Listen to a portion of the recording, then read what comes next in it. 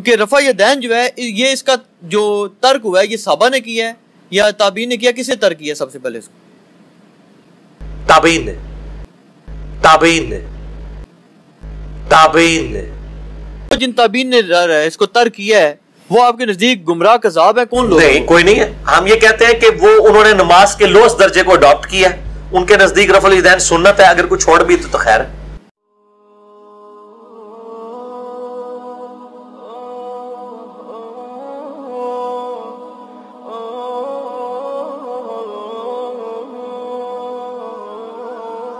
امام ترمذی جو امام بخاری کے شاگرد ہیں،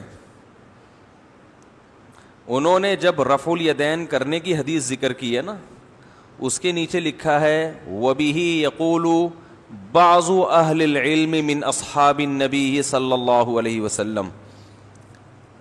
رفع الیدین کرنا یہ قول اہل علم میں بعض صحابہ کا ہے. سمجھ میں آ رہی ہے بات؟ اہل علم میں بعض صحابہ. جب رفع الیدین نہ کرنے کی حدیث ذکر کی ہے تو امام ترمذی کہتے ہیں وَبِهِ يَقُولُ غَيْرُ وَاحِدٍ مِّنْ أَهْلِ الْعِلْمِ مِنْ أَصْحَابِ النَّبِيِّ صلی اللہ علیہ وسلم. یہی قول بہت سارے صحابہ کا ہے اہل علم.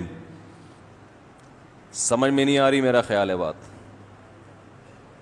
یہ قول اہل علم میں بہت سے صحابہ کا ہے.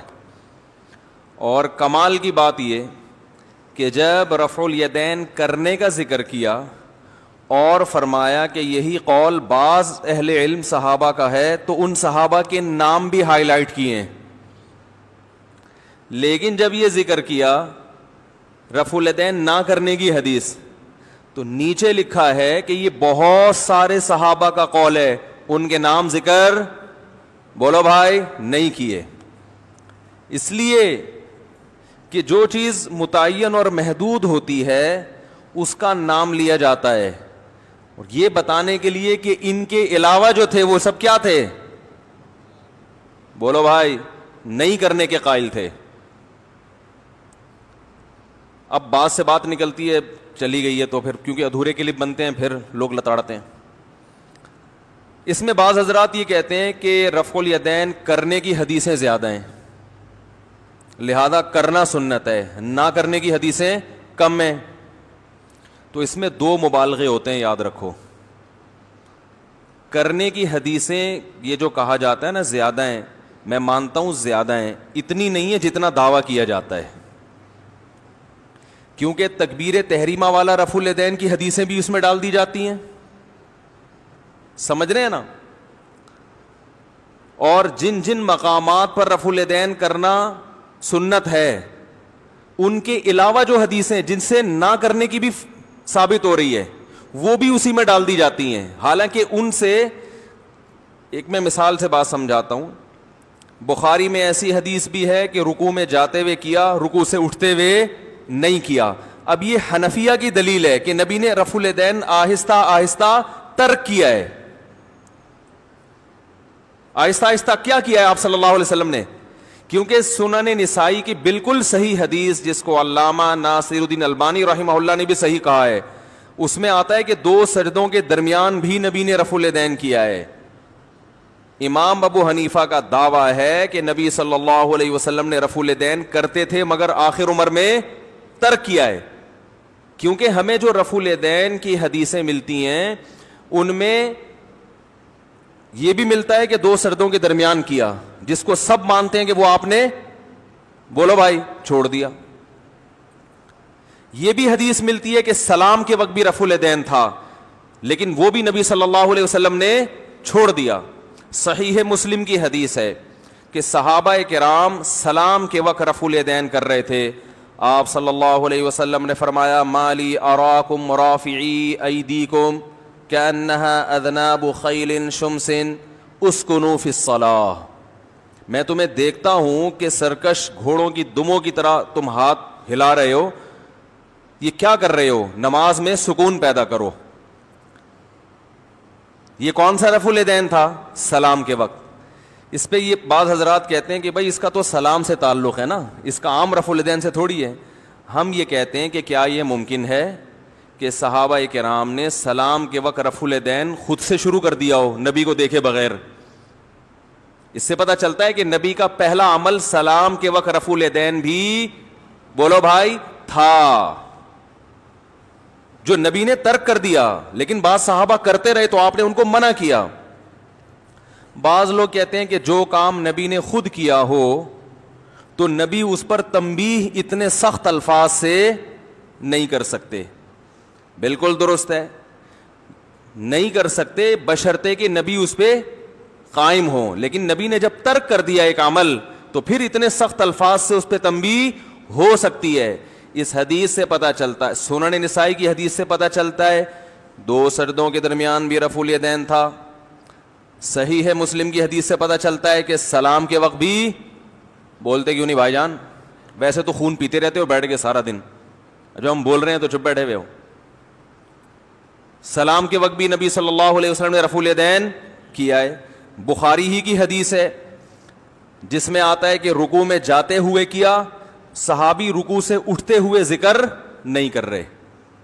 اس سے پتہ اچھا حدیث میں آتا ہے رکوع میں جاتے ہوئے بھی کیا, رکوع سے اٹھتے ہوئے بھی کیا, اور تیسری رکعت کے لیے کھڑے ہوتے ہوئے بھی کیا ہے, یہ بھی حدیث میں آتا ہے. لیکن صحیح حدیث میں یہ بھی ذکر ہے, رکوع میں جاتے ہوئے کا ذکر ہے, رکوع سے اٹھتے ہوئے کا ذکر نہیں ہے. ہم کہتے ہیں جو اٹھتے ہوئے کا ذکر نہیں ہے اس کی علامت ہے کہ اٹھتے ہوئے آپ نے رفع الیدین چھوڑ دیا. جیسے 2 سردوں کے درمیان چھوڑا ہے, ایسے ہی رکوع میں جاتے ہوئے تو کیا, اٹھتے ہوئے آپ نے کیا کر دیا, بولو بھائی, چھوڑ دیا ہے رفع الیدین. بعض حضرات یہ کہتے ہیں کہ جس حدیث میں یہ آتا ہے کہ رکوع میں جاتے ہوئے رفع الیدین کیا, اٹھتے ہوئے نہیں کیا, تو اس میں یہ تو نہیں لکھا ہوا کہ نہیں کیا, ہو سکتا ہے کیا ہو, صحابی نے بیان بولو بھائی نہ کیا ہو. ہم یہ کہتے ہیں کہ صحابی اگر کہیں بھی پوری نماز میں رفع الیدین کا تذکرہ ہی نہ کرتے تو ہم کہتے سرے سے انہوں نے رفع الیدین کے مسئلے کو فوکس ہی نہیں کیا. وہ ایک جگہ ذکر کر رہے ہیں اور ایک جگہ نہیں کر رہے. بھائی یا تو سب جگہ ذکر کرتے یا سب جگہ چھوڑتے. ایک جگہ ہائی لائٹ کر رہے ہیں, اٹھتے ہوئے ذکر نہیں کر رہے, اس کی علامت ہے کہ رکوع میں جاتے ہوئے کیا, اٹھتے ہوئے نہیں کیا. تیسری رکعت کے لیے اٹھتے ہوئے کرنا سبھی ثابت ہے, اور یہ بھی ثابت ہے کہ تیسری رکعت کے لیے آپ صلی اللہ علیہ وسلم نے جب قیام کیا تو صحابی نے رفع الیدین کا تذکرہ نہیں کیا, جبکہ دوسرے مقام پہ کیا ہے تذکرہ. تو یہ جو صحابی تذکرہ کرنا چھوڑ رہے ہیں, پوری نماز میں ہی نہ کرتے تو ہم کہتے ہیں کہ رفع الیدین کا مسئلہ انہوں نے بیان کیا ہی نہیں ہے.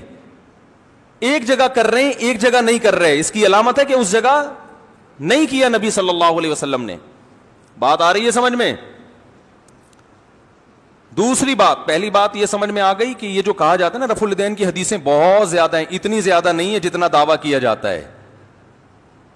جس رفع الیدین کے یہ حضرات قائل ہیں اس کی حدیثیں بہت کم ہیں, باقی ساری حدیثیں ترک کرنے کی ہیں.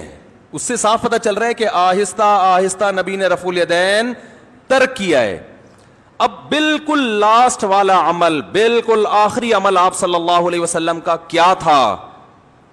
امام ابو حنیفہ کا دعویٰ ہے کہ تکبیر تحریمہ کے علاوہ باقی تمام جگہوں پہ آپ نے رفع الیدین بالکل آخری وقت میں آپ صلی اللہ علیہ وسلم نے ترک کر دیا. اس ترک کی لوگ کہتے ہیں صراحتاً دلیل دکھاؤ. یاد رکھو مدعی کے ذمے دلیل پیش کرنا ہوتا ہے, آپ کی مرضی کی دلیل پیش کرنا مدعی کے ذمے نہیں ہے. وہ دلیل صحابہ کا اور تابعین کا عمل ہے کہ صحابہ اور تابعین میں اکثریت رفع الیدین ترک کیا کرتے تھے. اگر نبی کی آخری نماز رفع الیدین والی ہوتی تو یہ صحابہ اور تابعین کی اکثریت وہ رفع الیدین کرنے والی ہوتی, نہ کرنے والی نہ ہوتی. دوسرا, ہم جن صحابہ کے بارے میں دیکھتے ہیں کہ رفع الیدین کرنے کے بھی قائل تھے, وہ ان سے ترک بھی منقول ہے. عبداللہ ابن عمر رضی اللہ تعالی عنہ رفع الیدین نہ کرنے والوں کو کنکری مارتے تھے, لیکن آپ سے رفع الیدین نہ کرنا بھی ثابت. بعض حضرات یہ کہتے ہیں یہ نہ کرنا اس لیے تھا عبداللہ بن عمر کا کہ بیان جواز کے لیے, کہ یہ بھی جائز ہے, فرض نہیں ہے. ہم کہتے ہیں کہ عبداللہ بن عمر کی رائے تبدیل ہوئی ہے, کیونکہ اگر بیان جواز کے لیے رفع الیدین ترک کرتے تو ابتدا میں نہ کرنے والوں کو کنکریاں بولتے کیوں نہیں بھائی, نہیں مارتے. ایک طرف تو کنکری مار رہے ہیں جو رفع الیدین نہیں کر رہے, اور پھر خود ایسی نماز پڑھ رہے ہیں جو رفع الیدین کے بغیر ہے. تو اس کا مطلب آپ کی رائے کیا ہوئی ہے, چینج ہوئی ہے. انس ابن مالک رضی اللہ تعالی عنہ سردوں کے درمیان بھی رفع الیدین کیا کرتے تھے, بعض صحابہ سے یہ ثابت ہے. ہم کہتے ہیں انہوں نے نبی صلی اللہ علیہ وسلم کی وہ نماز فالو کی جس میں ہر مقام پہ کیا ہو رہا ہے, رفع الیدین ہو رہا ہے, لیکن آپ اس کو نہیں لے رہے. تو دو بہت مضبوط دلیل ہیں امام ابو حنیفہ کی, جس سے پتا چلتا ہے کہ رسول اللہ صلی اللہ علیہ وسلم کی لاسٹ کی جو آخری نماز تھی وہ تکبیر تحریمہ کے علاوہ آپ نے رفع الیدین ترک کر دیا تھا. ایک زبردست دلیل امام مالک رحمہ اللہ تعالی کا قول جو تبع تابعی ہیں, وہ فرماتے ہیں, صحیح سند سے ثابت ہے یہ قول, کہ میں نے اہل مدینہ میں کسی کو رفع الیدین کرتا ہوا نہیں پایا. آج لوگ مکہ مدینہ کے حوالے دیتے ہیں نا کہ حرم میں مدینہ میں بھی رفع الیدین ہوتا ہے, مکہ میں بھی ہوتا ہے. ہم کہتے ہیں کہ مدینہ اگر لینا ہے تو امام مالک کے دور کا مدینہ وہ آج کے مدینے سے زیادہ بہتر ہے. امام مالک رحمہ اللہ تعالی کہتے ہیں کہ میں نے اہل مدینہ کو رفع الیدین کرتے ہوئے نہیں دیکھا. اہل مدینہ نے نبی صلی اللہ علیہ وسلم کی سب سے آخری نماز کو, بولو بھائی, فالو کیا ہے. سمجھ میں آ رہی ہے کہ نہیں آ رہی ہے؟ سب سے آخری نماز اہل مدینہ نے. اسی وجہ سے امام مالک کے دونوں قول ملتے ہیں, کرنے کا بھی اور نہ کرنے کا بھی. دونوں قول ہیں امام مالک سے منقول. میں بھی اس کی بحث میں نہیں جاؤں گا کہ راجح قول کیا ہے, بڑی لمبی چوڑی بحث ہے, لیکن اتنی گواہی تو مل گئی. اور یہ آج کا مدینہ نہیں, تابعین تبع تابعین کا دور ہے. تو یہ ساروں نے کیوں چھوڑ دیا بھائی, ہے بھائی, ان کے سامنے یہ حدیثیں نہیں تھیں؟ تو عمل سے بھی پتہ چلتا ہے.